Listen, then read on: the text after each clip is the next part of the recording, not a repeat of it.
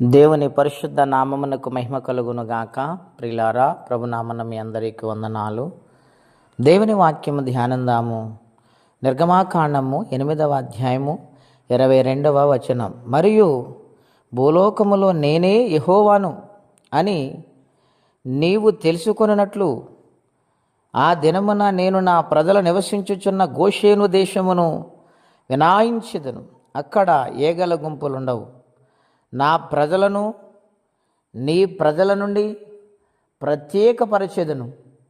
రేపు ఈ సూచక క్రియ జరుగునని యెహోవా సెలవిచ్చినట్లు నీవు చెప్పవలెను. ప్రియమైన దేవుని బిడ్డలారా, పరిశుద్ధాత్మ దేవుడు ఈ ఉదయకాల సమయంలో మనందరితో మాట్లాడుచున్నారు. ఐగుప్తు దేశములో ఇశ్రాయేలు ప్రజలు ఉన్నారు.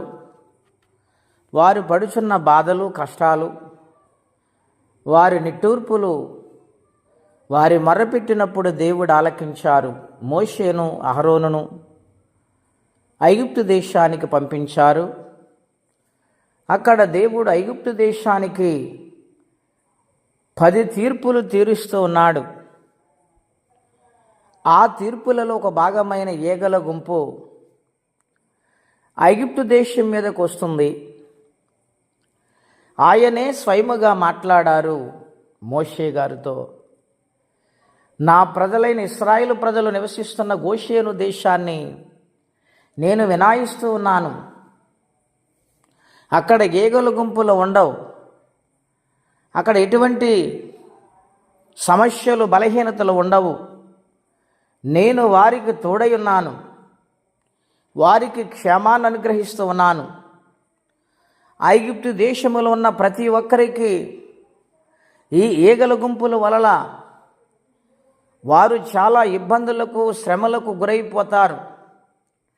గనుక ఐగుప్తు దేశానికి ఫరో, అతని సేన, ప్రజలందరికీ కూడా ఏగల గుంపు వారి మీదకి వస్తూ ఉన్నది అని మోషే నీవు ఫరోకి తెలియచేయి అని దేవుడు మాట్లాడుతూ ఉన్నారు.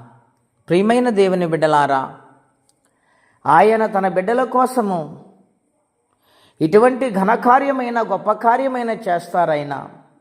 దేవుని బిడ్డలకు దేవుని కాపుదల ఉన్నది. రానున్న రాకడలో ఇప్పుడు పడుతున్న ప్రతి శ్రమ, నింద, అవమానాలు మనందరి జీవితంలో గొప్ప క్షేమాన్ని దేవుడు అనుగ్రహించబోతూ ఉన్నారు. ఆయన నిత్య రాజ్యాన్ని ఇవ్వటానికి ఇష్టపడుతూ ఉన్నారు. మన పక్షాన కూడా ఆయన యుద్ధము చేస్తాడండి. ఆయన మీద ఆధారపడాలి, ఆయనకు మర్ర పెట్టాలి, ఆయన సన్నిధిలో బ్రతిమాలుకోవాలి. ఎటువంటి సమస్యలున్నా, ఎటువంటి ఇబ్బందుల్లో ఉన్నా ప్రభుకు తెలియచేయాలి.